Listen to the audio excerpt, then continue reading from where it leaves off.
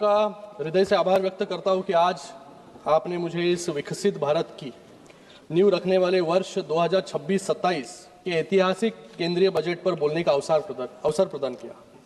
मैं अपनी पार्टी शिवसेना और हमारे नेता एकनाथ शिंदे जी के ओर से इस बजट का पूरा समर्थन करता हूं और छत्रपति शिवाजी महाराज जी की भूमि से मैं आता हूं। महाराष्ट्र की 12 करोड़ जनता की ओर से इस रिकॉर्ड 12वें बजट का समर्थन भी करता हूं। मैं अपनी बात और इस बजट का क्या इम्पैक्ट है उसको कुछ पंक्तियों के माध्यम से आपके सबके समक्ष रखना चाहूँगा। नए भारत का ये मजबूत आधार है, नए भारत का ये मजबूत आधार है। सेहत, शिक्षा, रोजगार, हर सपना साकार होगा। न रुके हैं कदम, न थमेगा ये कारवां। देख लो दुनिया वालों, ये बदलता हुआ हिंदुस्तान है। ये 12 साल की यात्रा सामान्य नहीं है।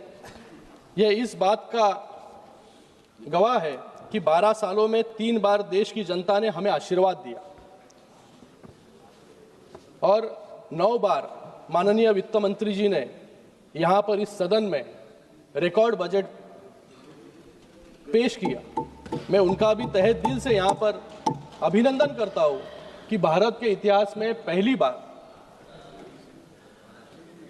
सलग कंटिन्यूसली 9 बार बजट पेश करने का काम जो है वित्त मंत्री जी ने यहां पर किया है। कल कुछ लोग भाषण दे रहे थे और वो भी वीमेन, सारी महिला, और वो भी वीमेन देश की महिला। आने वाले समय में महिला राज इस देश में आने वाला है। 33% महिलाओं का आरक्षण जो है और सब कल कुछ लोग भाषण दे रहे थे यहां पर कि सारी कमियां गिना रहे थे, लेकिन मैं एक युवा होने के नाते आज की पीढ़ी को ये बताना चाहूँगा कि हमारा देश कहाँ था और हमारा देश आज कहाँ तक पहुँचा है। देश का बजट 2013-14 में सिर्फ 16.5 लाख करोड़ था। आज माननीय प्रधानमंत्री जी के नेतृत्व में हमारा बजट 53.5 लाख करोड़ का हो चुका है। यह हमारी भारत सरकार की ताकत है। तीसरी बार जीत और 3 गुना विकास। महोदय, आज ये सदन चल रहा है, कल से सदन चल रहा है। गए कई दिन कुछ साथियों ने सदन चलने नहीं दिया। कुछ लोग अनपब्लिश्ड डॉक्यूमेंट को प्रस्तावित करने की कोशिश यहां पर कर रहे थे। हाँ राहुल जी, सुन, बहुत कोशिश। आज भी यहां पर कुछ ग्रिप चोक इतना ही शुरुआत में मुझे सुनाई दिया। बजट पे भाषण है या किसी और चीज पर या मार्शल आर्ट्स पर। मार्शल आर्ट्स की क्लास अगर लेनी है हमें तो हम जरूर आएंगे आपके पास। लेकिन मुझे लगता है कि अगले समय से इस सदन में अगर हमारे नेता अगर भाषण करने के लिए आए तो मुझे लगता है कि जैसे कोई मूवी के पहले एक डिस्क्लेमर आता है कि यह भाषण पूरी तरह से काल्पनिक है, काल्पनिक घटनाओं पर आधारित है, इसका सत्य, तर्क या वास्तविकता से दूर दूर तक संबंध नहीं। ऐसा हमारे दो स्क्रीन है हमारे पास, वहां पर आप लगा सकते हो, तो सभी को जो समझना है वो समझ लेंगे। विपक्ष के साथी इकोनॉमी और नेशनल सिक्योरिटी पर बात कर रहे थे और उनके लिए आज मैं इस सदन के पटल पर कुछ पब्लिश्ड और फैक्ट चेक्ड इंफॉर्मेशन रखना चाहूंगा।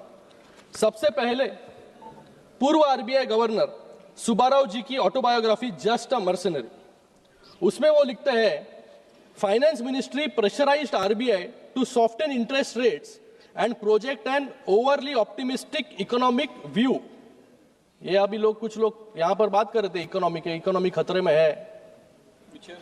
ये लोग इकोनॉमिक ग्रोथ की गलत पिक्चर प्रेजेंट करने के लिए ऐसी नीतियां अपनाते थे। दूसरा एक ब्रुक्स रिपोर्ट, जिसको पब्लिश करने के लिए इस सदन में पहले भी मांग उठी है, लेकिन आज तक उसको इस सदन में पेश नहीं किया गया। यह बताता है कि 1962 के युद्ध में क्या हुआ था। युद्ध के बारे में भी यहां पर, चीन के बारे में भी यहां पर बात रखने की कोशिश कुछ लोगों ने की।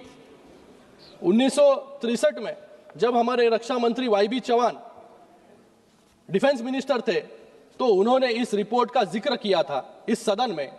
Indian reverses were the result of high level interference in tactical operations. आज जो यहाँ पर आलोचना और आरोप लगाने का काम कर रहे थे, उन्हीं के डिफेंस मिनिस्टर जी का ये स्टेटमेंट है उनके ही खिलाफ। तो मुझे लगता है पहले अपने गिरेबान में झांक कर इनको देखने की जरूरत है कि हम जब सत्ता में थे तो तब क्या कर रहे थे। ये रिपोर्ट आपके सिक्योरिटी फेलियर का सर्टिफिकेट है। आज मैं यहां पर कुछ देर पहले विपक्ष के नेताओं का भाषण सुन रहा था। अपने भाषण में ग्रिप शब्द का बहुत बार इस्तेमाल किया। वो कह रहे थे कि सरकार की राजनीति पर ग्रिप नहीं है, हमारी नीतियों पर ग्रिप नहीं है। महोदय, मुझे इनको कहना है, और उसी के साथ में ये सपना भी देख रहे थे खड़े खड़े कि अगर इंडिया अलायंस अगर अमेरिका के साथ डील करता, इंडिया अलायंस अगर अमेरिका के साथ डील करता तो किस प्रकार से डील करता। देखिए, सपने देखना तो अच्छा है, लेकिन जागते हुए खड़े रहकर सपने देखना हानिकारक है। अमेरिका से डील करनी तो दूर की बात है, मुझे लगता है कि इंडिया अलायंस के पार्टनर के साथ पहले इनको डील करना बहुत जरूरी है कि जो पार्टनर, एक पार्टनर यहां है, एक पार्टनर वहां, एक पार्टनर कहीं और है। तो आज इस प्रकार से ये डील के बारे में बात कर रहे थे, जिनकी खुद की पॉलिटिकल डील हर राज्य में कैंसिल हो रही है, जो आज सदन में खड़े होकर अंतर्राष्ट्रीय संधियों पर ज्ञान दे रहे हैं। पहले अपना घर संभालिए, फिर देश, फिर दुनिया के बारे में सोचिए। यहां पर चोकिंग के बारे में बात किया। इतिहास गवाह है, गए 12 सालों में किस तरीके से हर एक राज्य में लोगों ने इनकी पार्टी को चोक करने का काम जो है गए 12 साल में किया है। आज तक वो कंटिन्यू हो रहा है और आगे भी ऐसे ही चोकिंग। 96 टाइम्स लव जी बोल रहे 96 टाइम्स चोकिंग हुई। अरे तुम तो अभी वहां गए राहुल जी, यही थे, उसका लीजिए थोड़ा सा एडवांटेज। अगले बार वहां रहोगे तो चौक हो जाओगे। अध्यक्ष महोदय, यहां पर डेड इकोनॉमी के बारे में भी बात कर रहे थे। ये डेटा के बारे में बात कर रहे हैं, डेड इकोनॉमी के बारे में बात कर रहे हैं। मैं कुछ तथ्य और डेटा यहां पर रखना चाहूंगा।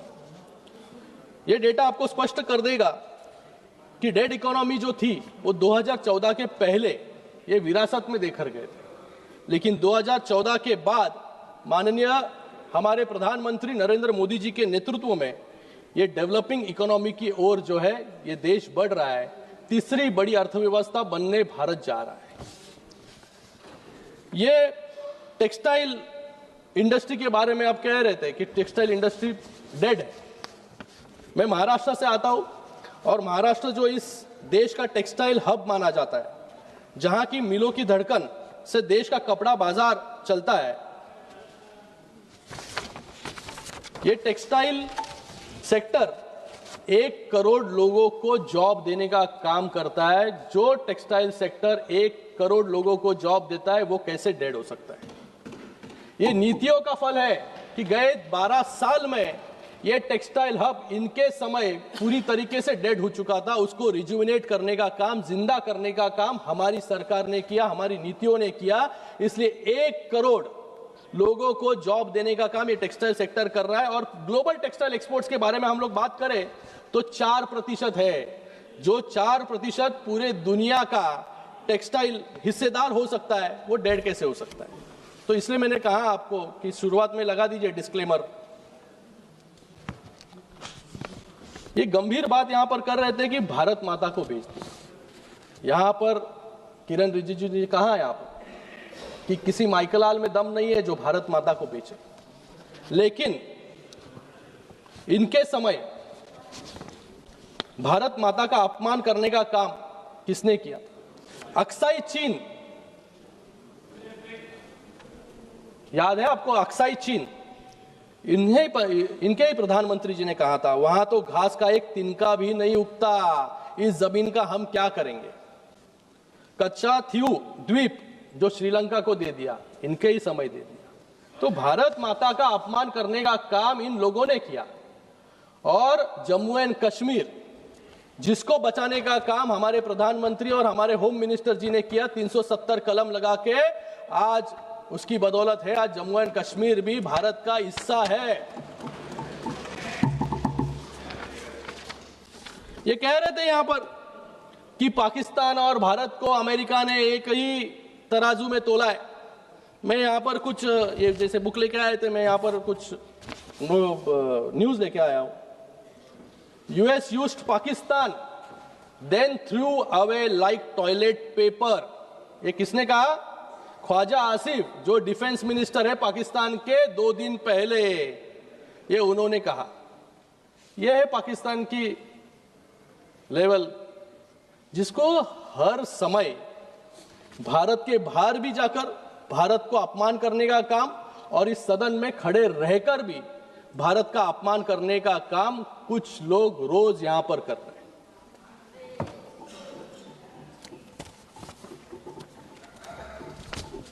बजट में माननीय वित्त मंत्री जी ने तो युवाओं को सामने रखते हुए, रोजगार को सामने रखते हुए हमेशा यहां पर प्रश्न उठता था कि ये जो ग्रोथ हो रही है वो जॉबलेस ग्रोथ हो रही है।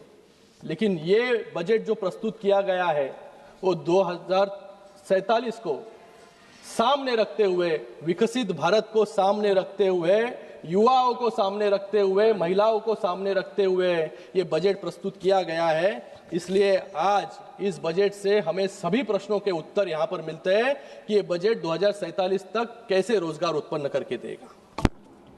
जॉबलेस ग्रोथ कह रहे थे ये, आज इस बजट में भारत को ग्लोबल बायो फार्मा हब बनाने का बजट ये है। 10,000 करोड़ का एलोकेशन किया गया है। ABCG जो मुंबई में स्थापित होने वाली है, केमिकल प्रोडक्शन के लिए 3 केमिकल पार्क्स हो, महात्मा गांधी ग्राम रोजगार सेवा स्वराज अभियान हो, 200 लीगेसी इंडस्ट्रियल क्लस्टर्स को, अभी तक जिसके बारे में कभी निर्णय नहीं लिया गया था, जो सिक इंडस्ट्रीज है उसको पुनः रिजुविनेट करने का काम इस बजट के माध्यम से होगा। सबसे महत्वपूर्ण SME ग्रोथ फंड, जिसके अंदर 10,000 करोड़ का डेडिकेटेड SME ग्रोथ फंड है, जो छोटे मोटे उद्योगों को चालना देने का काम इस बजट के माध्यम से होने वाला है। इंडस्ट्रियल और लॉजिस्टिक कॉरिडोर के पास 5 यूनिवर्सिटी टाउनशिप। अब हमेशा प्रश्न रहता था कि कोई कुछ हमने शिक्षा ले ली तो उसके बाद जॉब कैसे मिलेगा। एक महत्वपूर्ण निर्णय इस सरकार के माध्यम से, वित्त मंत्री जी के माध्यम से लिया गया कि इंडस्ट्री स्टूडेंट पार्टनरशिप को बढ़ाने के लिए यूनिवर्सिटी टाउनशिप, जहां पर इंडस्ट्रीज और लॉजिस्टिक पार्क्स हैं, वहां पर स्थापित करने का ये बहुत बड़ा निर्णय है सर। युवाओं को इससे तुरंत नौकरी जो है ये यहाँ पर मिलेगी। तो ये नरेंद्र मोदी जी की सरकार है, ये डेवलपमेंट का कमिटमेंट है। इसलिए आज इतने 12 सालों में भी, सर मैं अकेला एक स्पीकर हूं मेरे पार्टी से, आप थोड़ा अलग अलग निर्णय इस बजट में लिए गए, उसके अंदर मैं नहीं जाऊंगा, बहुत लोग मेरे साथी इसके ऊपर बात कर चुके हैं। लेकिन कल यहां पर कुछ लोग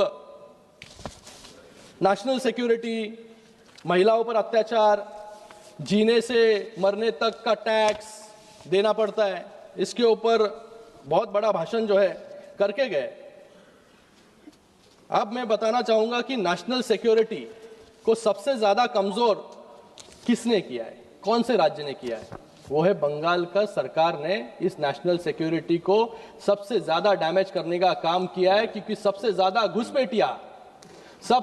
घुसपैठिया जो है इस देश में बंगाल के माध्यम से सिर्फ वोट बैंक की राजनीति के लिए यहां पर छोड़े जाते हैं। आज मुंबई, महाराष्ट्र में भी सबसे ज्यादा घुसपैठिया और बांग्लादेशी आपको पाए जाएंगे।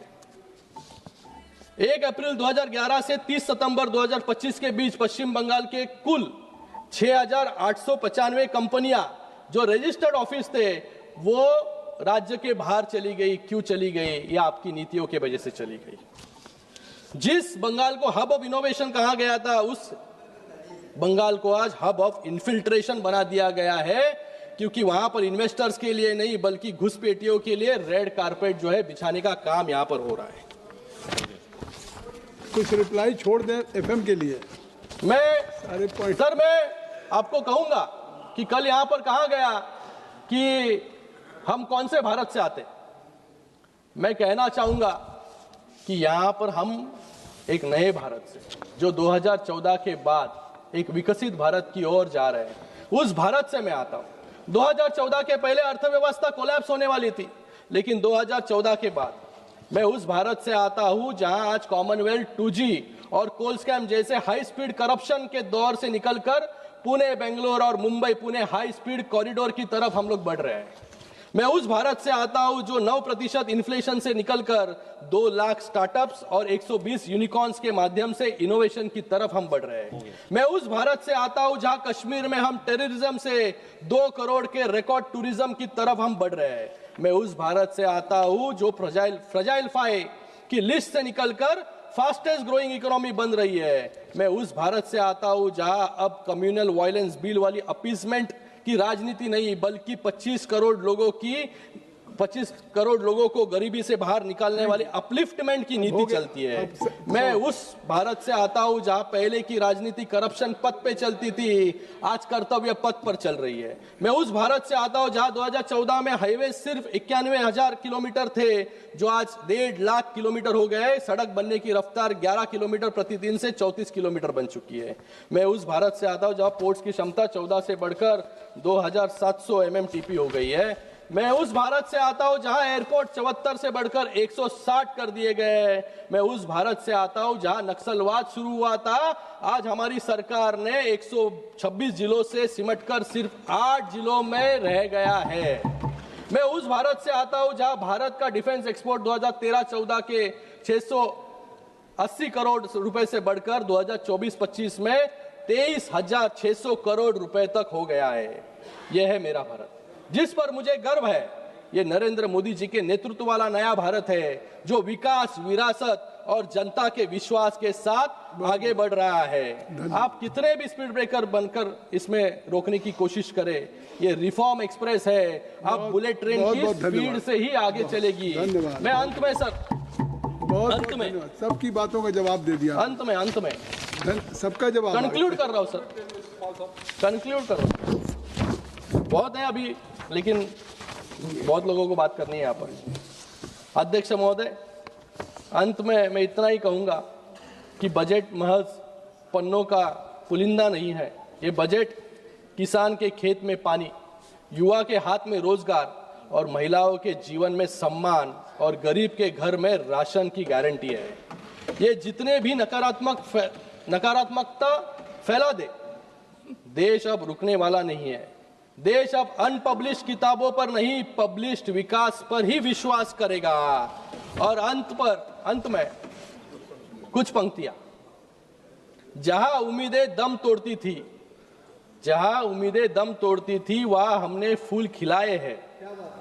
बड़ी तरकीब से कश्ती यहां तक लेकर आए हैं। बहुत बहुत धन्यवाद। बदल देते हैं हम दरिया की लहरें अपनी हिम्मत से, बदल देते हैं हम दरिया की लहरें अपनी हिम्मत से। आंधियों में भी अक्सर हमने चिराग जलाए हैं। इसी के साथ में मैं इस बजट का पूरी तरीके से समर्थन करता हूं। वित्त मंत्री जी का फिर से एक बार अभिनंदन करता हूं। धन्यवाद। जय हिंद, जय महाराष्ट्र। धन्यवाद। जिल्हा वार्ता, जनतेचा आवाज।